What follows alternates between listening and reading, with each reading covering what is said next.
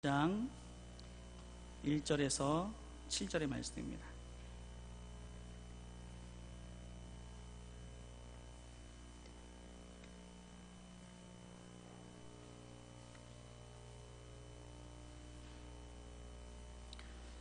제가 가진 성경 신약 성경 325페이지에 있습니다. 제가 1절을 먼저 읽겠습니다. 내가 너희와 라오디게아에 있는 자들과 무릇 내 육신의 얼굴을 보지 못한 자들을 위하여 얼마나 힘쓰는지를 너희가 알기를 원하노니,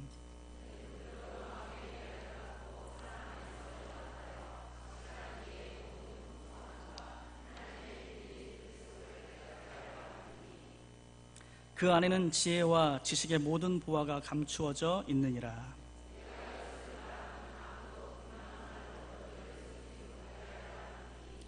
이는 내가 육신으로 떠나 있으나 심령으로는 너희와 함께 있어 너희가 질서 있게 행함과 그리스도를 믿는 너희 믿음이 굳건한 것을 기쁘게 봄이라.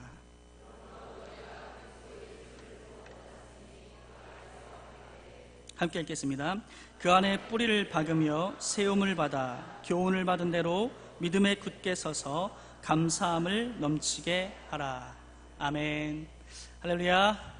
예, 반갑습니다. 이 금요일 우리가 이제 목장 연합예배로 6주간 함께 이제 매주 모이게 될 텐데, 이 6주간이 여름마다 있는 그런 기도회가 아니라 정말 우리의 문제가 해결되고 또 하나님의 풍성한 사랑이 경험되고 또 하나님의 능력이 우리 교회와 또 우리 목장과 우리 가정마다 우리 개인마다 임하는 시간이 될 줄 믿습니다. 예, 우리 같이 한번 인사하면서 우리 옆사람, 우리 같은 귀한 목원이죠, 한번 꼭 안아주면서 사랑합니다, 축복합니다. 예, 꼭 한번 안아주세요. 사랑합니다. 예, 축복합니다. 예. 같은 목원 혹시 아닐지라도 좀 안아주세요. 사랑합니다. 예, 축복합니다.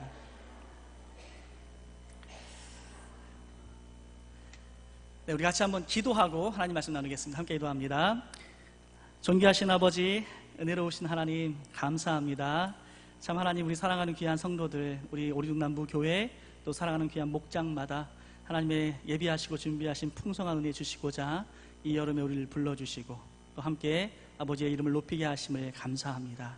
주님, 이곳에 나온 귀한 성도들 심령마다 주의 성령께서 함께하여 주시고 다스려 주시고 임재하시며 주님 인도하셔서 하나님의 귀한 뜻과 마음을 보게 하시옵소서. 우리 하나님의 극진하고 지극한 사랑과 주님의 귀한 은혜를 체험하는 시간 되게 하여 주시옵소서. 또 주시는 말씀을 통한 깨달음이 있게 하시고 이 말씀 붙잡고 순종할 때 우리의 삶에 동행하며 역사하겠다고 약속하시는 그 하나님의 약속 하나하나를 지금 붙잡고 나아가는 우리 모두가 될 수 있도록 인도하여 주시옵소서. 주께서 온전히 동행하시고 다스려주실 줄 믿으며 예수 그리스도의 이름으로 기도하옵나이다. 아멘. 네, 우리가 함께 읽은 본문 골로새서 2장의 말씀은 이제 골로새 교회인들에게 바울 사도가 쓴 편지인데요. 오늘 이 말씀의 제목은 예수 안에 뿌리 내린 믿음이라는 제목으로 이 골로새서 바울이 사도의 편지를 함께 나누기 원합니다. 이 주님의 구속함과 창조자 되심에 감사하고 있는 이 바울이 사도이면서 동시에 하나님의 일꾼인 자기에 대해서 이제 많이 얘기를 해요. 사실 이 골로새 교회는 우리가 방금 본문을 읽었다시피 얼굴을 마주대하고 바울을 본 적은 없어요. 그저 이 본문을 통해서, 편지를 통해서 가르침을 주고 있죠. 하지만 이 골로새 교회의 성도들의 믿음이 들려오는 거예요. 이들이 얼마나 하나님을 잘 섬기고 그 은혜를 경험하고 또 믿음으로 잘 서가고 있는지를 들으면서 기뻐하고 감사하면서 이 편지를 보내고 있는 거죠. 그런데 이 골로새 교인들에게 또 부탁하는 것은 그리스도를 깨닫기 원한다라고 말하고 있어요. 그리스도를 깨닫기 원한다. 이것은 저절로 되는 것이 아니고 사실은 그리스도를 더 깊이 깨닫고 알기 위해서는 사실 우리 마음의 문제들이, 우리 마음의 위안이나 또는 우리 마음의 치료가 또 되어야 되는 부분이 있죠. 우리 마음에 눌림이 있거나 상처가 있거나 그럴 때는 이러한 부분이 좀 치유되어야만 또 하나님의 또 그리스도를 깊이 깨닫는 데에 도움이 되고 또 은혜가 되기도 합니다. 그런데 이제 그런 어떤 치유나 어떤 상처나 마음의 문제들이 해결되지 못할 때 되게 이런 분들이 이단에 잘 빠져요. 이단에 잘 빠져서 이런 사람들을 좀 우리가 좀 붙잡아주기도 하고 도와주기도 해야 되는데, 그래서 이 사도 바울은 골로새 교인들에게 사랑 안에서 연합하여 서로에게 힘이 되며 영적인 분별력을 풍성히 해라. 그러면서 주님을, 그리스도를 더 깊이 깨닫는 은혜들이 너에게 있어라. 그리고 서로 하나님에 대한 은혜 안에서 치유되며 풍성한 은혜를, 또 하나님의 사랑을 나누면서 함께 든든하게 세워져 가기를 주님이 원하시는 거죠. 무엇보다도 오늘 이 본문에서, 읽은 본문에서 중요한 핵심 구절은 그리스도를 깨달아라 라는 말인데요, 이 골로새 교인들이 사실은 예수님을 모르는 사람들이 아니죠. 우리가 본문을 쭉 읽어서 알다시피 5절 말씀에 나와 있는 대로 우리 한번 같이 5절 말씀 한번 읽어볼까요? 5절입니다. 시작. 이는 내가 육신으로 떠나 있으나 심령으로는 너희와 함께 있어 너희가 질서 있게 행함과 그리스도를 믿는 너희 믿음이 굳건한 것을 기쁘게 봄이라 라고 말하고 있어요. 이런 내용을 통해서 볼 때 골로새 교인들은 전혀 예수님을 알지 못하는 사람들도 아닐 뿐만 아니라 이들은 정말 믿음이 잘 서가고 있는 어떤 신자들이죠. 성도들이죠. 그런데도 이 예수님을 더 깊이 알아라, 더 많이 깨달아라, 더 많이 예수님을 알아가라 라고 말하고 있는 거예요. 왜 그럴까요? 왜 그렇게 생각하세요? 그것은 바로 우리의 모든 인생의 보화가 예수님 안에 있기 때문인 줄 믿습니다. 앞으로 우리의 생애를 여러분 생각해 볼 때 어떤 분은 50년, 어떤 분은 40년, 누구는 70년, 많이 남은 분 또는 적게 남은 분이 계실지 모르지만 이 모든 인생에서 우리가 풍성하고 이 땅에서 잘 살아가며 복된 길을 갈 수 있는 유일한 길은 예수 그리스도 안에 있는 줄 믿습니다. 그리스도를 알아야지, 그리스도를 깨닫고 그리스도 안에 살아야지 속아서는 안 된다는 거예요. 속아서는 안 된다는 거죠. 5절을 보니까 그들이 지금까지는 잘 해왔다고 이야기하고 있어요. 그러면서도 그들을 권면하는 것은 예수 그리스도를 더 잘 알았으면 좋겠다는 거죠.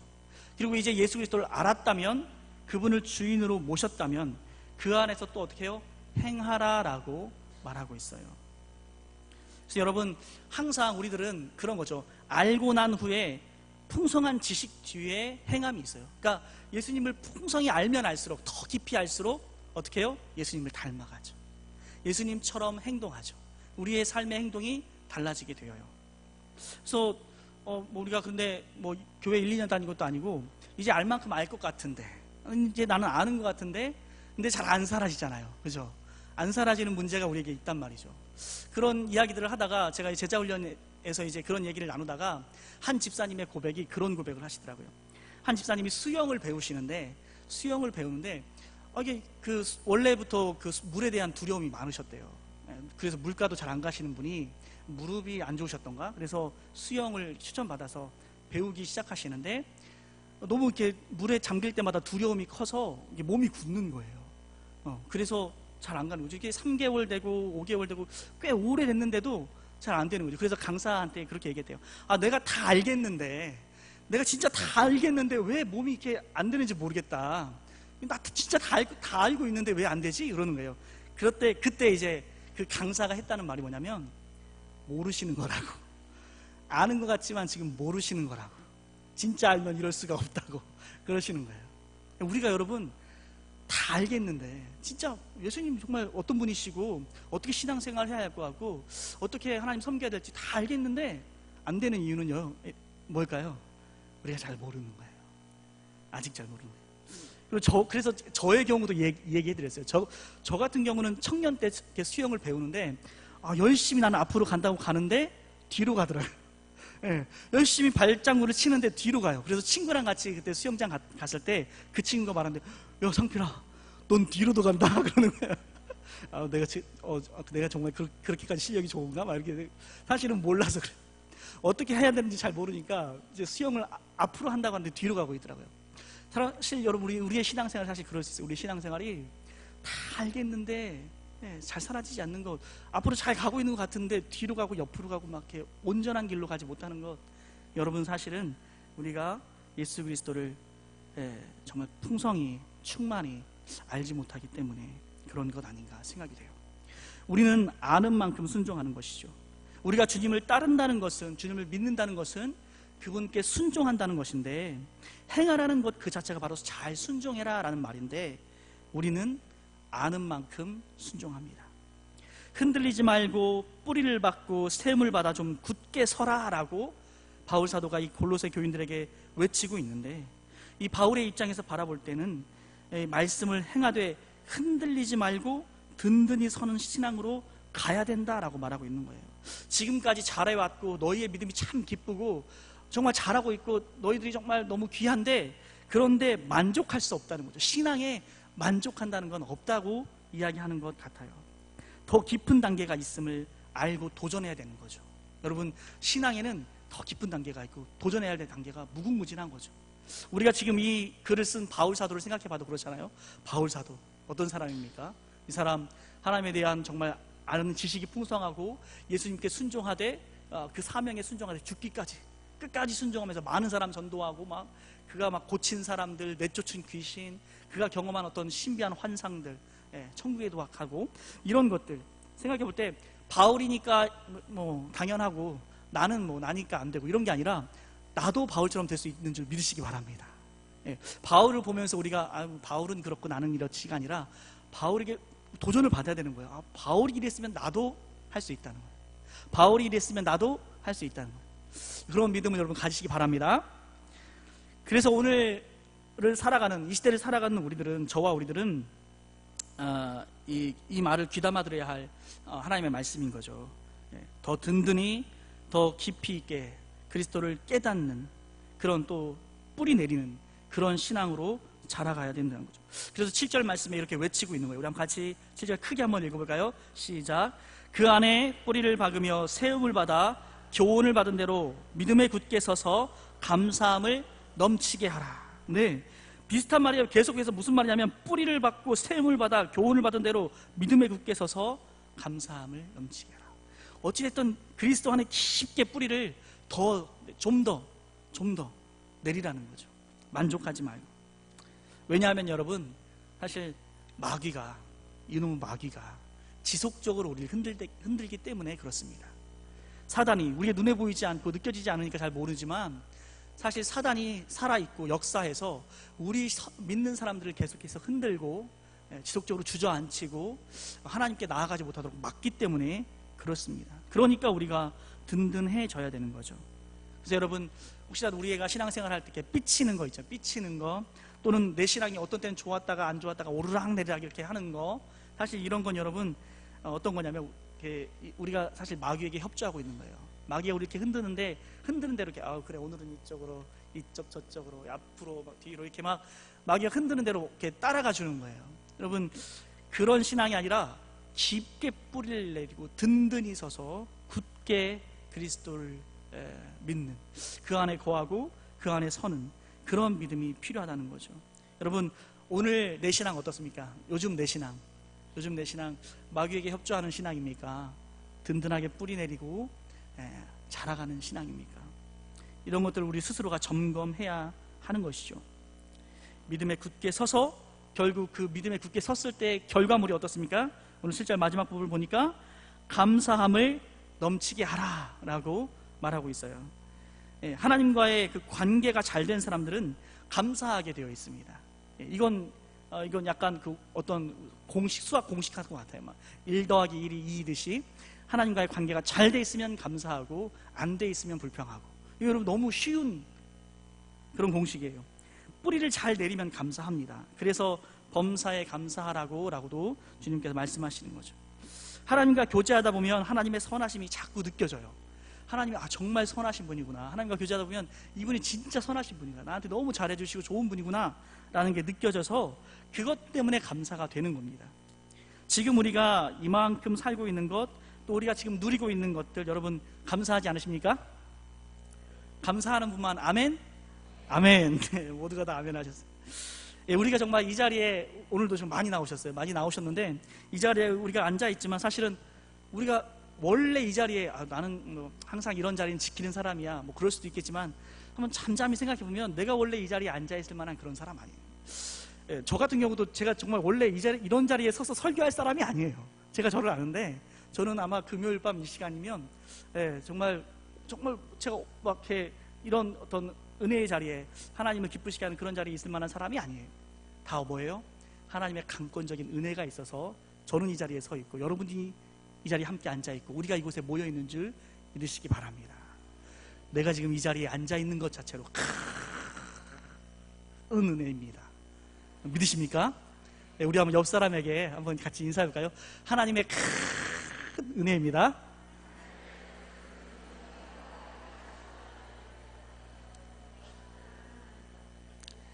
네, 그렇습니다. 할렐루야. 정말 깊은 은혜입니다. 우리가 이곳에 앉아있는 게 하나님의 정말 크고도 깊은 은혜인 것이죠. 그래서 우리는 감사해야 될 줄 믿습니다. 여러분, 우리 잘 알고 있는 그런 막 이렇게 그 조수미 같은 성악가 있잖아요. 조수미 같은 성악가, 그 사람들 이렇게 고음을 내는데 따라도 할 수 없는 그 고음을 내잖아요. 막 유리창 깨질 것 같은, 뭐 하는데 막 정말 이렇게 머리 뚜껑이 열리는 그런, 그런 고음을 내잖아요. 조수미 같은 사람. 그런 사람들이 그 고음을 낼 수 있는 건 여러분, 그 이유는 그 어떤 컨디션의 상태가 최고조에 달했을 때 할 수 있는 거예요. 그렇죠? 최고조에, 목도 괜찮고 오늘 이렇게 몸도 괜찮고 어깨도 편하고, 오늘 고음 좀 나오겠는데 밥도 든든히 먹었고, 지르면 이렇게 쫙 올라가는 거죠. 여러분, 그런 조수미가 내는 그런 고음은 최고조의 상태만 낼 수 있는 고음인데, 감사도 여러분 신앙의 최고조의 상태에 있을 때 될 수 있는 겁니다. 신앙의 최고의 상태, 그 지극한 상태에 있을 때 뭐가 나오냐면 감사가 나오는 줄 믿으시기 바랍니다.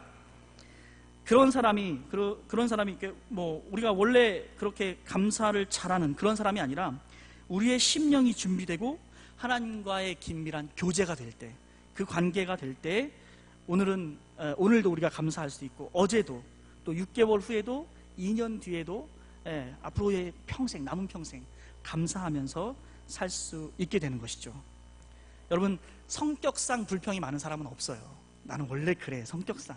내가 고향이 저기 경상도, 거기 그 중에서도 막 이렇게 뭐 최씨 이런 사람들 있잖아요. 막 뭔가 이렇게, 그 사람들은 원래 그래, 이런 사람들도 부류가 있어. 근데 아니에요. 이렇게 뭐 무뚝뚝하고 원래 좀 이렇게 딱딱한 그런 게 아니라, 성격상 그런 게 아니라 사실은 신앙적인 그런 어떤 연결고리가 있는 거죠. 여러분, 옛날이면 투덜거릴 것 같은, 이런 정도면 내가 투덜거릴 것 같은데 이상하게 투덜거림이 안 나오고 그냥 감사가 나오는 그런 사람이 되어야 될 줄 믿습니다. 그래서 오늘도 지금 이렇게 에어컨을 틀어주셨는데, 에어컨 틀 때만 되면 항상 이렇게 긴장이 되는 거죠. 교육자들 어떻게 되죠? 어떤 분은 춥다 그러고, 어떤 분은 덥다 그러고, 계속 왔다 갔다 하면서, 우리 관리 집사님도 늘 고민이실 거예요. 막 그게 막 사운드, 누구는 크다 그러고 누구는 작다 그러고 막 안 들린다 그러고, 그런 거 있거든요. 항상. 그런데 이렇게 뭐 추워서 불평이고 더워서 불평이 그런 게 아니라, 이래도 감사, 저래도 감사. 그렇게 우리가 그런 감사함이 넘치는 사람이 되어가는 것인 줄 믿습니다. 우리의 신앙이 최고조가 되어야 될 때. 그래서 여러분, 우리가 오늘 기도하러 모였는데, 우리 자녀들, 아직 결혼 안 한 자녀들이 있다면 정말 신앙 좋은 배필을 만나야 될 줄 믿어요. 신앙이 좋은 사람을 만나야 돼요. 왜냐하면 인간은 원래 불평하게 돼 있거든요. 많이 벌어와도 불평하고, 적게 벌어와도 불평하고, 뭐 열심히 일하면 일한다고 뭐라고, 집에 오면 빨리 온다고 뭐라 그러고, 막 왜 이렇게 빨리 오냐고, 당신 일이 없냐고, 그럴 수도 있어요. 그래서 어떤 조건에 있어도 인간은 불평할 수 있는 능력을 가지고 있기 때문에 신앙이 좋은 사람을 만나야죠. 그런 사람을 만나면 안 좋은 상황에서도 감사해요. 시어머니가 뭘 잘 안 해줘도 감사해요. 뭐 누군가와 비교하지 않고 그냥 감사하는 그런 신앙 좋은 그런 사위, 그런 우리 며느리, 그런 어떤 또 우리 자녀들이 될 수 있도록, 그런 먼저 내가 될 수 있도록 하여야 될 줄 믿습니다. 그래서 감사를 잘하는 사람은 이미 받은 것으로 감사하고, 그렇지 않은 사람은 받지 못한 것 때문에 감사가 나오지 않는 그런 어떤 원리들을 우리가 좀 생각하고, 이미 와 있는 당연한 것들, 그리스도 안에 있는 은혜, 믿음의 교회, 사랑의 가정, 건강, 뭐 이런 주신 것들로 기뻐하고 감사하는 우리 모두가 될 수 있기를 바랍니다. 그런데 여러분, 우리 모두는 사실 자라온 배경이나 어떤 그런 삶의 형편에 있어서 많은 상처들이 우리 안에 많아요. 그리고 어렵게 살아와서 불평하는 성향이 되기 쉬운 사람이 바로 우리들인 거죠. 그러니까 나 스스로가 그렇게 어릴 때부터 자랐던 배경이나 교육 환경이나 어떤 삶의 경험을 통해서 불평하기 쉬운 사람이라는 것을 좀 스스로 인정하고, 무슨 말이든지 무슨 행동이든지 긍정적으로 하기를 노력해야 할 줄 믿습니다. 그래서 그동안은 왜 이렇게 좀 신경질적이십니까? 당신은 차도남 같아요. 또는 뭐 차도녀 같아요. 차가운 남자, 뭐 이런 말이 있거든요. 그런 말을 듣던 사람들은 오늘 이후로는 나는 이제 불평 없다. 조용히 기도하면서 무슨 말이든지 긍정적으로 어떤 상황이든지 감사함으로 살겠다고 다짐하는 여러분들이 바랍니다. 그래서 가정에서나 직장에서나 교회에서나 모든 관계 속에서 우리가 모두 감사함으로 나아가는 귀한 존재들이 되기를 소망합니다. 네, 이런 믿음으로 감사함으로 살라고 지금 이 골로새 교인들에게 지금 바울 사도가 이야기하는데, 근데 이런 믿음을 흔드는 네 가지가 있다라고 이 골로새 2장에서는 이야기하고 있어요. 이런 믿음을 흔들어 놓는 네 가지, 그리스도 안에 깊이 뿌리박지 못하게 만드는 네 가지, 이 네 가지에 대해서만 우리가 나누고 함께 기도할 수 있으면 좋겠는데요. 그 첫 번째는 뭐냐면, 우리 한번 8절 말씀을 함께 읽어볼까요? 골로새서 2장 8절입니다. 함께 읽겠습니다. 누가 철학과 헛된 속임수로 너희를 사로잡을까 주의하라. 이것은 사람의 전통과 세상의 초등학문을 따름이요 그리스도를 따름이 아니니라. 아멘. 네, 그리스도 안에 깊게 뿌리내리는 온전한 믿음으로 굳게 서는 것을 방해하는 네 가지, 첫 번째는 바로 세상의 초등 학문이라는 거죠. 세상의 철학과 세상의 학문, 세상의 가치관들입니다. 그러나 예수 그리스도는 그 신성과 인성 안에 충만하고 모든 통치자와 모든 권세의 머리이십니다. 그러기에 세상 학문이나 또는 세상의 어떤 그들이 가지고 있는 기술이나 과학으로 이해될 수도 없고 또 흐트러 놓을 수도 없는 것이 바로 그리스도 안에 있는 십자가의 복음인 줄 믿으시기 바랍니다. 그래서 공부를 많이 할수록 사실은 박사학위 받은 그런 사람들이 오히려 이렇게 막 공부를 많이 해서 지혜로울 것 같은데 오히려 이렇게 영적인 면에서는 점점 더 어두워져서 학문을 가지고 신앙을 흐려버려요. 기독교를 무시하려 하는 그런 생각들이 많죠. 어떤 인본주의, 인간적인 생각들 또는 세상의 철학들로 하나님을 재단하려고 하고 판단하려고 합니다. 그래서 우리들도 또 나 자신도 그렇지만 우리 자녀들 또 우리 많은 신앙인들이 세상에서 배우면 배울수록 그 세상적인 배움을 가지고 신앙이 흔들려 버리는 그런 모습들을 보게 될 경우가 많습니다. 그래서 우리가 배우는 학문, 우리가 배우는 문화, 어떤 이런 세상의 가르침, 이런 세상의 문화, 이런 것들로 말미암아 신앙이 흔들림 받지 않도록 우리가 뭘 해야 될까요? 우리가 이렇게 배우면 배울수록 또 세상을 살아가면 살아갈수록 더 아울러서 성경을 어떻게 해야 돼요? 연구하고 읽어가야 되는 거예요. 나이를 한 살 한 살 먹을수록 성경도 한 권 한 권 읽어가야 되는 거죠. 그래서 내 나이만큼 성경을 읽으셔야 돼요. 여러분 몇 살이세요? 연세가 어떻게 되시죠? 네, 저 지금 40살인데 아직 40도 못한 것 같아요. 저도 40도 못한 것 같아요. 갈 길이 멀어요. 우리가 해야 할 일이 참 많습니다.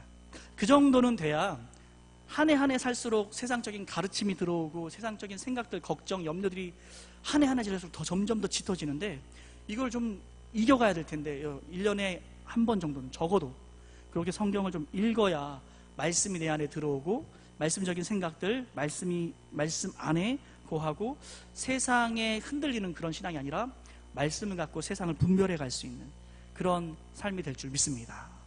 여러분 자녀들 몇 살이세요? 네, 아이들 읽히셔야 돼요. 읽으라고 도전하시고 읽을 때마다 다른 때 용돈 주지 말고 읽을 때 용돈 주세요. 야, 너 일독했어? 막 그러면 한 10만 원씩 이렇게 딱 주면 일독입니다. 일독. 그 정도는 줘야 돼요. 한 10,000원 주고 그러면 안 읽어요. 시시하다고. 그렇게 좀 가정에서 이렇게 상을 주는 어떤 기준이 좀 달라져야 돼요.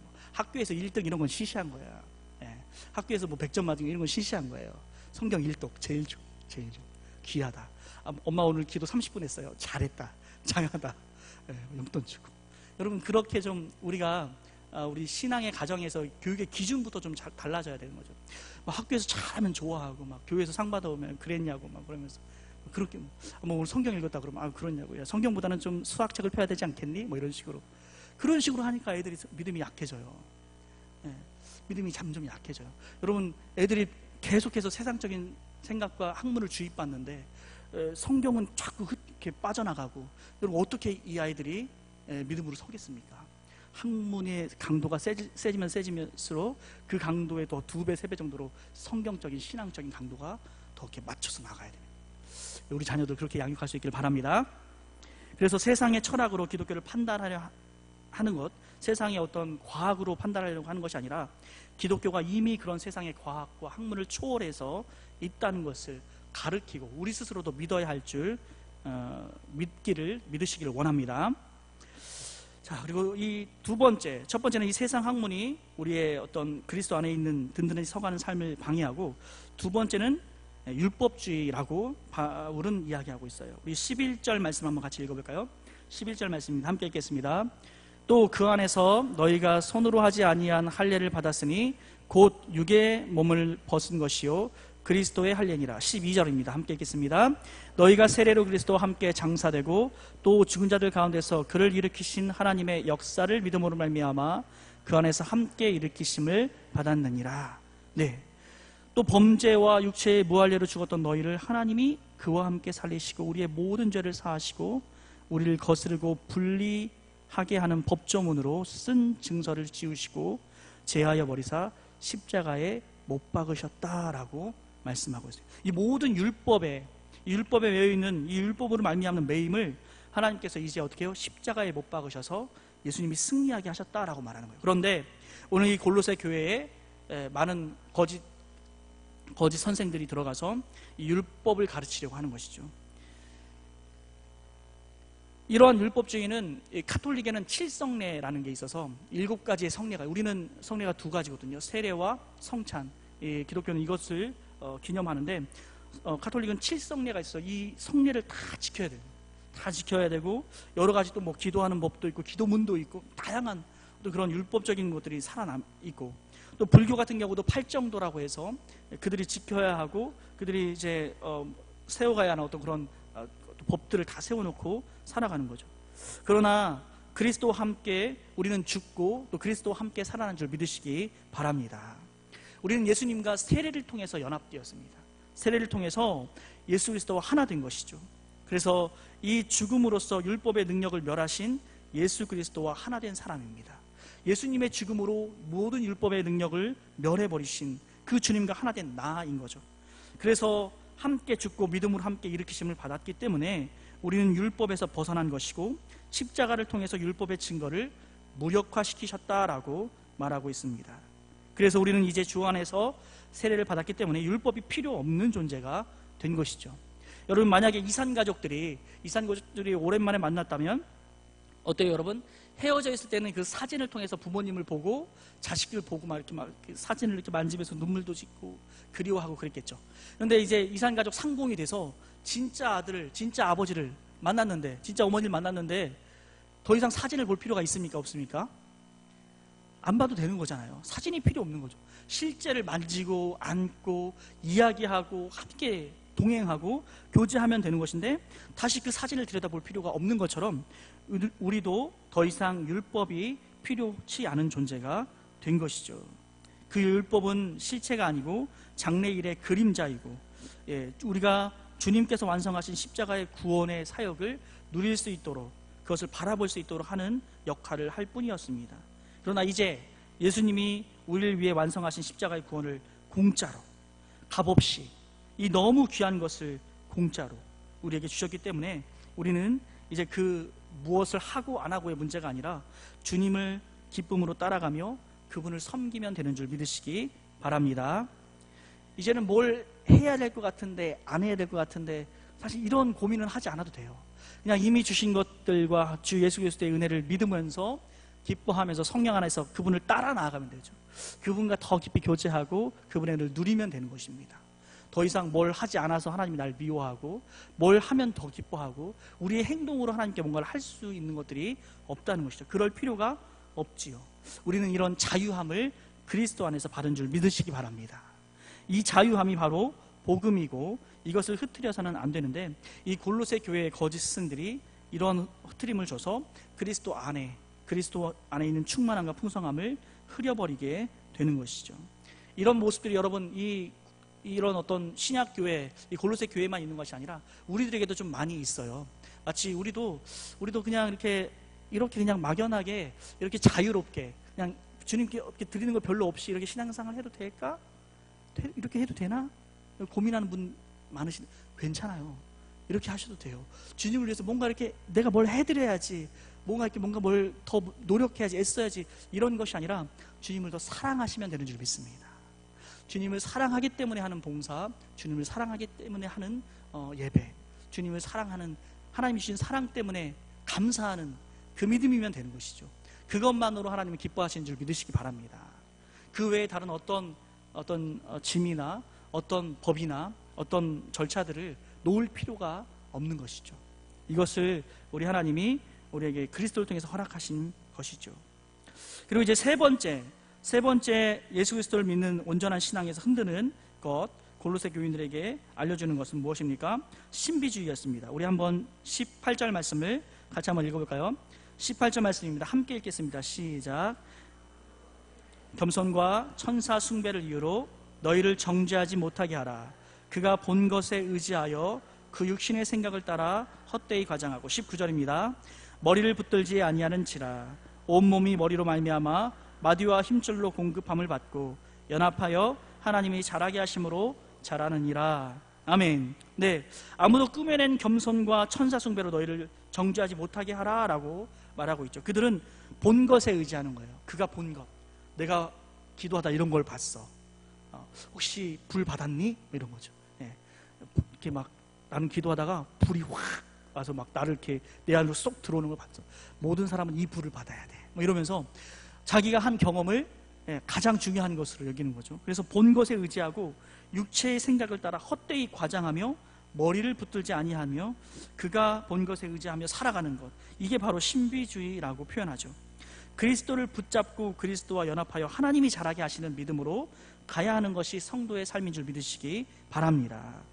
꿈이나 환상, 음성이나 신비주의, 이런 것들은 조심해야 되는 거죠. 또는 어떤 사람에게 가서 뭐 예언을 듣는다, 예언 기도라든지, 또 믿는데도 불구하고 막 점집을 찾아가는 사람도 있어요. 막 이렇게 뭐 토정 비결이라든지 뭐 사주라든지 이런 거는 과학적인 거라더라, 괜찮다더라 그러면서 그런 것들 들으러 가요. 근데 여러분, 그런 거 들으면 심령의 압제를 당해요. 마음이 사로잡혀 버린다는 거예요. 눌림이 되죠. 그렇기 때문에 그런 것들을 의지해서는 안 되고 오히려 멀리 해야 하는 것입니다. 주님과 나 사이에 거짓된 사람을 두지 말고 이 광명한 해를 의지해서 하나님과 함께 내가 직접적으로 말씀을 통해 교제하면 되지, 그 사이에 어떤 여선지자라든지 어떤 예언자라든지 불의 사자라든지 뭐 어떤 신령한 사람, 어떤 뭐 신령한 권사님, 장로님, 그런 분을 사이에 두고 주님과 만날 필요가 없다는 거예요. 또는 내가 본 것과 내가 들은 것과 내가 더 강한 어떤 신비한 체험을 의지해서 하나님과 교제할 필요도 없다는 것이죠. 이런 것들에 의지해서 살아가면 안 된다라고 바울 사도는 이야기하고 있습니다. 우리는 말씀의 뿌리를 박으며 세움을 받아 믿음에 굳게 서서 감사함을 넘치게 살아가면 되는 줄 믿으시기 바랍니다.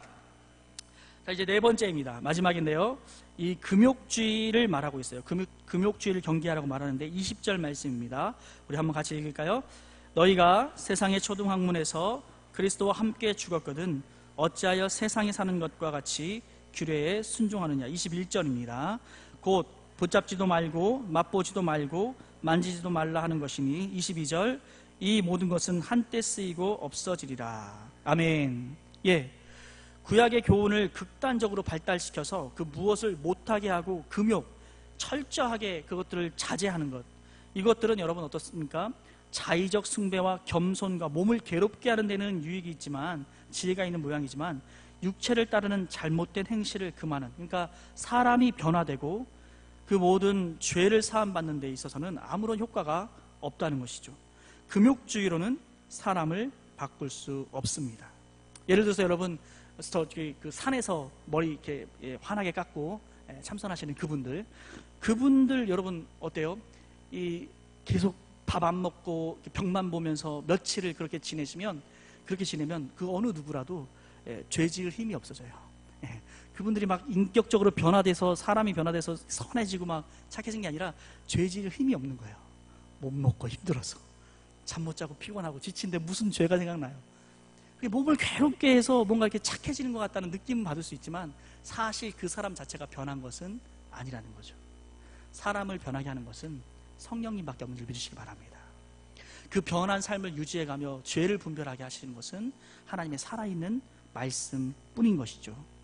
그래서 여러분 그런 제가 방금 말씀드렸던 그렇게 자기를 괴롭게 하시는 분들, 그런 분들 그 금식 끝나고 다시 밥 먹고 고기 먹으면 죄 지어요. 바로 죄 지어요. 죄 지으러 막 가죠. 그건 필요가 없는 거예요. 오직 성령 안에서 하나님이 육체를 금하게 하시는, 육체를 다스리게 하시는, 말씀을 따라서 죄를 다스리게 하시는 하나님의 역사가 우리에게 필요한 줄 믿으시기 바랍니다. 그래서 우리는 기도를 통해 성령 안에서 힘을 공급받아야 되는 거죠. 그리고 뭐 육체를 힘들게 하거나 막 어떤 이런 금욕을 통해서 우리 기독교 안에서도 어떤 자기의 어떤 발전을 이루어가려고 하는 분들이 있는데, 그래서 되는 것이 아니라 육체의 정욕은 성령님밖에 없다는 것을 믿고, 성령님 나를 도와주십시오, 나를 인도하십시오, 나를 변화시켜 주십시오 라고 기도하는 그 기도가 필요한 줄 믿습니다. 그래서 여러분, 내가 어떻게 기도 시간을 확보할 건지, 내가 어떻게 이 하나님과의 교제를 꾸준히 습관적으로 놓치지 않고 유지할 건지, 그게 우리에게 중요한 줄 믿으시기 바랍니다. 음식만 계속해서 우리에게 공급된다면, 그렇죠? 좋은 양질의 음식만 공급된다면 사람의 몸은 건강할 수 있듯이, 기도와 말씀만 계속 공급된다면 우리의 영은 건강할 수 있을 줄 믿습니다. 어떻게 내가 이것을 유지할 것인가, 이것을 내가 어떻게 더 발전시킬 것인가, 이것이 우리의 과제인 것이죠. 그래서 여러분, 이제 이 더운 여름 지나면 우리가 이제 교회에서 또 가을의 양육들 시작됩니다. 이렇게 뭐 성경 통독이라든지 제자 훈련이라든지, 또 지난주부터 또 계속 광고되고 있고, 이제 곧 시작되는 우리 총회공과 같은 이런 양육에, 이런 기도하는 시간, 말씀을 나누는 시간, 이 시간을 꼭 붙잡기를 바랍니다.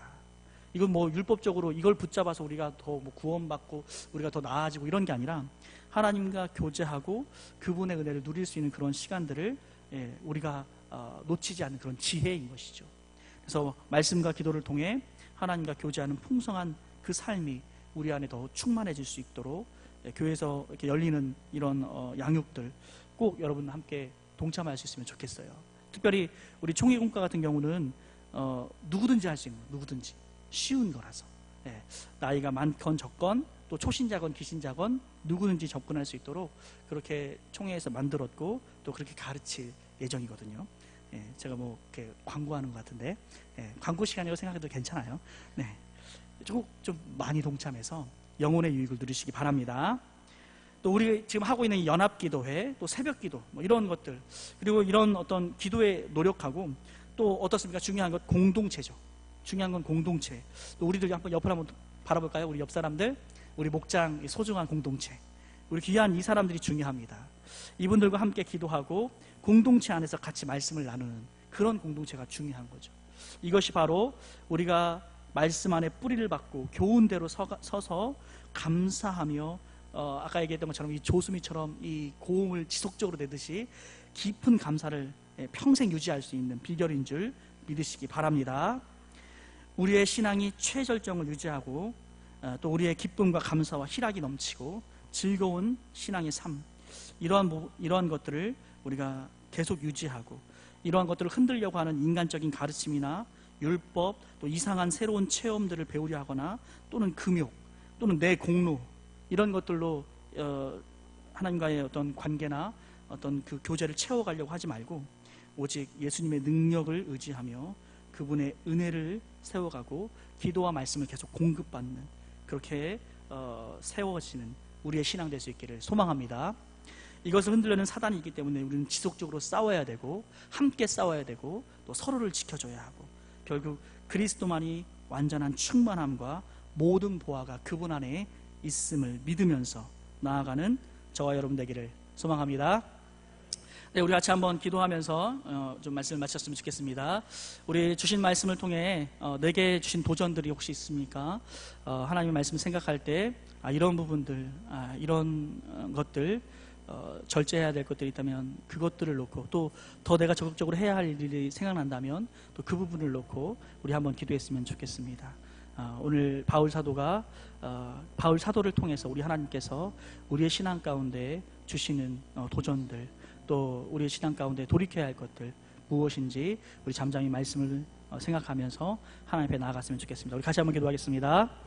존귀하신 아버지, 은혜를 감사합니다. 참으로 하나님, 주의 풍성한 사랑과 은혜 속에서 오늘도 우리들 한 사람 한 사람을 향한 하나님의 사랑, 주의 귀한 계획과 다스림 속에 오늘도 우리가 말씀을 통해 주님 앞에 좀 깨닫게 하시고 우리 자신들의 모습을 보게 하시고 또 우리가 싸워야 할 싸움이 무엇이며 하나님 어떤 모습으로 주를 섬겨가야 하고 또 우리를 흔들고 있는 것들은 무엇인지 주님 보게 하시니 감사합니다. 아버지 하나님, 나의 연약함과 우리의 부족함과 죄악됨과 주님, 우리의 아버지 안일했던 것들, 게을렀던 것들 주님 앞에 고백하오니 이 시간 용서하시고 새롭게 하시며 아버지 하나님, 우리의 신앙을 흔들려 하는 그 모든 것으로부터 하나님 어떠한 부분에서 우리가 흔들리고 있는지를 보게 하시고 또 바르게 우리의 신앙을 세워갈 수 있는 우리 믿음의 사람들 될 수 있도록 도와주옵소서. 주님의 풍성한 지혜로 채워주시고 그리스도 안에 있는 하나님의 은혜, 성령 안에 있는 능력으로 우리가 하나님 든든히 세워져 가고 감사함을 넘치게 하며 믿음으로 든든하게 말씀 안에 주님 진리를 분별하며 아버지 하나님 살아가는 복된 인생, 귀한 생애들이 다 될 수 있도록 주님 축복하여 주시옵소서. 아버지 다스려 주시고 인도하여 주시며 주님 역사하여 주시옵소서. 주님 함께 하시니